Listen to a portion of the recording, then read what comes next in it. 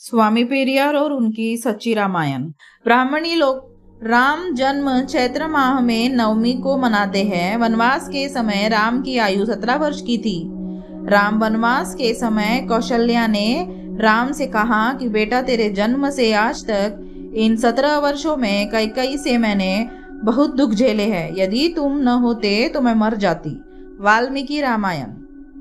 राम को 14 वर्ष का वनवास हुआ था और 14 वर्ष के बाद अपने जन्मदिन चैत्र नवमी के बाद ही वह वन से वापस लौटे थे। पंचवटी से सीता का अपहरण वनवास के 13 वर्ष बाद और वन से आने से 1 वर्ष पूर्व हुआ था। जब सीता रावण के साथ जा रही थी तब सीता ने रावण को कहा था कि मुझे वन में रहते 13 वर्ष हो गए हैं। ऐसा वाल्मीकि रामायण में लिखा है। सीता का अपहरण चैत्र महीने के बाद ग्रीष्म ऋतु में हुआ था। जब राम और लक्ष्मण सीता की खोज करते हुए सुग्रीव के पास पहुंचे तो उस समय ग्रीष्म ऋतु का समय था। यह तुलसी कृत रामायण में किष्किंधा कांड के पृष्ठ संख्या 597 पर लिखा है। तुलसीदास ने लिखा है, गत ग्रीष्म बरसा ऋतु आई, रही हूँ निकट सैल पर छाई। अर्थात हे सुग्रीव, ग्रीष्म ऋतु बीत कर वर्षा ऋतु आ गई। अब मैं पास के पर्वत पर ही रहूंगा। हनुमान सीता की खोज में अक्टूबर अर्थात कार्तिक महीने के आरंभ में लंका गया था। तुलसीकृत रामायण के किष्किंधा कांड के पृष्ठ संख्या 602 पर साफ साफ लिखा है कि वर्षागत निर्मल ऋतु आई, सुधीन तात सीता की पाई। अर्थात हे लक्ष्मण, वर्षा ऋतु बीत गई, निर्मल शरद ऋतु आ गई, परंतु अभी तक सुग्रीव ने सीता की खबर की कोई व्यवस्था नहीं की है। सीता की खोज में हनुमान कार्तिक माह की शरद पूर्णिमा को लंका में पहुंचा था। ऐसा वाल्मीकि रामायण के पृष्ठ संख्या 527 सुंदरकांड दूसरा सर्ग के श्लोक 57 में लिखा है। हनुमान सीता की खोज खबर लेकर 1 महीने बाद आधे अश्विन में वापस लौटा था, अर्थात 15 नवंबर के आसपास। यह तुलसीकृत रामायण के पृष्ठ 605 पर चौपाई 4 में लिखा है। रामायण के अनुसार राम रावण युद्ध 6 महीने चला था।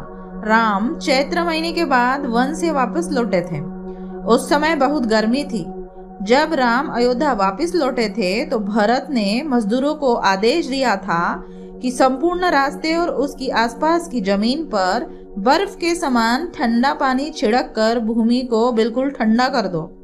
ऐसा आदेश वाल्मीकि रामायण के पृष्ठ संख्या 873 युद्धकांड के श्लोक 7 में है। उस रास्ते से राम को अयोध्या पैदल लाते समय छाते की भी आवश्यकता हुई थी। जब राम पैदल पैदल अयोध्या आ रहे थे तब कुछ नौकर राम के ऊपर सफेद रंग का छाता लेकर चल रहे थे और कुछ हाथ के पंखे से हवा करते हुए चल रहे थे। ऐसा वर्णन वाल्मीकि रामायण के युद्धकांड के पृष्ठ संख्या 873 के श्लोक 19 में है। इसका तात्पर्य है कि राम वैशाख अर्थात मई महीने में वापस आए थे। जब राम अयोध्या वापिस आए तब गगन में इतनी धूल छा गई कि गगन से धूल की वर्षा होने लगी। इससे सिद्ध होता है कि उस समय ग्रीष्म ऋतु थी। ऐसा वाल्मीकि रामायण के युद्धकांड के पृष्ठ संख्या 874 के श्लोक 29 में लिखा है। ग्रीष्म ऋतु के आरंभ में सभी वृक्ष फल फूलों से लदे रहते हैं। जब राम की सेना राम के साथ अयोध्या की तरफ बढ़ रही थी उस समय सभी मीठे फलदार वृक्ष फल फूलों से आच्छादित थे। ऐसा वाल्मीकि रामायण के युद्धकांड में पृष्ठ संख्या 874 के श्लोक संख्या 26 में लिखा है। इन सभी कथनों से पुष्टि होती है कि जब राम अयोध्या वापस आए उस समय वैशाख का महीना था। जब राम वैशाख में आए तो दशहरा और दीपावली का त्योहार रावण विजय और राम के वन से वापस आने की खुशी में मनाया जाना तार्किक रूप से गलत है, जबकि सत्यता यह है कि ब्राह्मणी लोग बौद्ध लोगों के त्योहारों को खंडित करने के लिए ऐसी मनगढ़ंत और काल्पनिक कहानियों की रचना करते हैं। महान सम्राट अशोक ने हिंसा को त्याग कर अहिंसा की दीक्षा दशहरे के दिन ग्रहण की थी। उसी दिन से दशहरा पर्व विजयदशमी के रूप में मनाया जाने लगा। तथागत बुद्ध ने उपदेश के रूप में 84,000 गाथाएं गाई थी। उन गाथाओं को सम्यक रूप देने के लिए सम्राट अशोक ने पूरे देश में 84,000 स्तूप बनवाए थे। कार्तिक की अमावस्या की रात देश के समस्त 84,000 स्तूपों पर एक ही समय पर सभी बौद्ध भिक्षुओं द्वारा दीपदान किया था। इसी प्रकार बौद्ध के त्योहारों को खंडित करने के लिए बाबा साहेब अम्बेडकर के महापरिनिर्वाण दिवस के दिन मस्जिद गिराकर शौर्य दिवस मनाने लगे हैं। बाबा की जयंती दिवस को खंडित करने के लिए 14 अप्रैल को सुरक्षा दिवस के रूप में आरंभ कर दिया है। इस प्रकार बौद्धों के त्योहारों को खंडित करने के लिए ब्राह्मणी लोगों की सदियों से गहरी चाल रही है। रामलीला का नाटक खेलकर और दशहरा पर्व के अवसर पर रावण का पुतला फूंककर घृणा का वातावरण उत्पन्न किया जाता है। यदि राम लक्ष्मण सदृश कोई क्रूर व्यक्ति तुम्हारी बहन की नाक काटकर उसका अंग भंग कर दे तो तुम क्या करोगे? क्या तुम क्रोधित नहीं होंगे? क्या तुम उस अपराधी को राम लक्ष्मण के समान मानकर उसकी आरती उतारोगे और उसकी पूजा करोगे?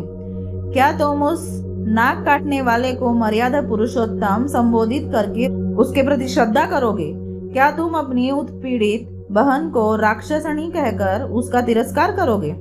यदि नहीं तो इस द्वेष एवं घृणा भरी घिनौनी रामलीला के समारोह में उस विद्वान और सदाचारी रावण का पुतला फूंकने की प्रथा का जोरदार विरोध करके उसे बंद करवाने के लिए आगे बढ़ो।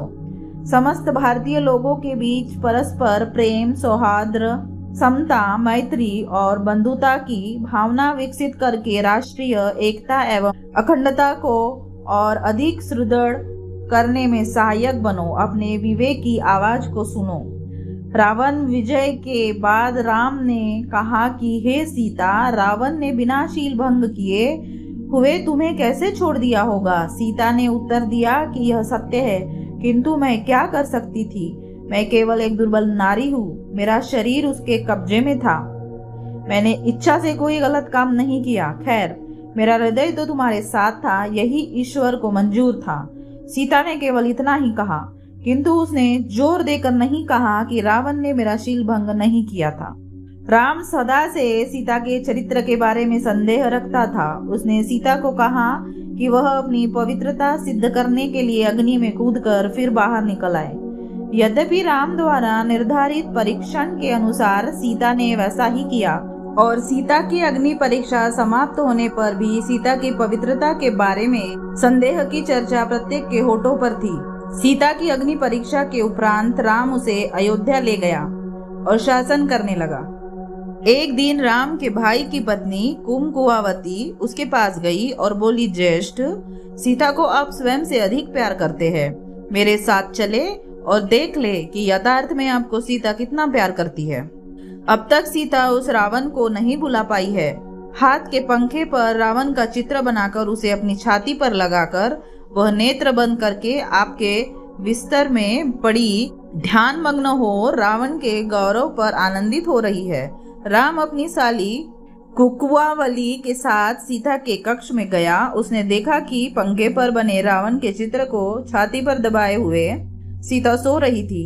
चंद्रावती की पुस्तक बंगाली रामायण के 199 से 200 पृष्ठों में यह लिखा है। रावण का चित्र बनाने पर सीता राम द्वारा रंगे हाथों पकड़ी गई। वाल्मीकि रामायण के उत्तरकांड 42वां सर्ग श्लोक 18 से 21 से विदित है कि राम ने अशोकवनिका अर्थात अंतःपुर के विहार योग्य उपवन में प्रवेश किया और फूलों से सुशोभित कुश के आसन पर बैठ गए। काकुत्सय के वंश में पैदा राजा रामचंद्र ने सीता को हाथ पकड़कर पवित्र मैरय नामक शराब पिलाई, जैसे इंद्र अपनी पत्नी शची को पिलाते हैं। नौकरों ने अनेक प्रकार के उत्तमोत्तम प्रकार के पके हुए मांस व फल भी रामचंद्र जी के आगे भोजन के लिए रख दिए। तब नाच गाने में प्रवीण वैश्याय अर्थात अप्सराएं, नाग कन्याएं, किन्नरिया, रूपवती और गुणवती स्त्रियां शराब के नशे में धुत होकर नाचने लगी। मन को रमाने वाले रामचंद्र मन को हरने वाली रमणियों को हर प्रकार से संतुष्ट रखते थे।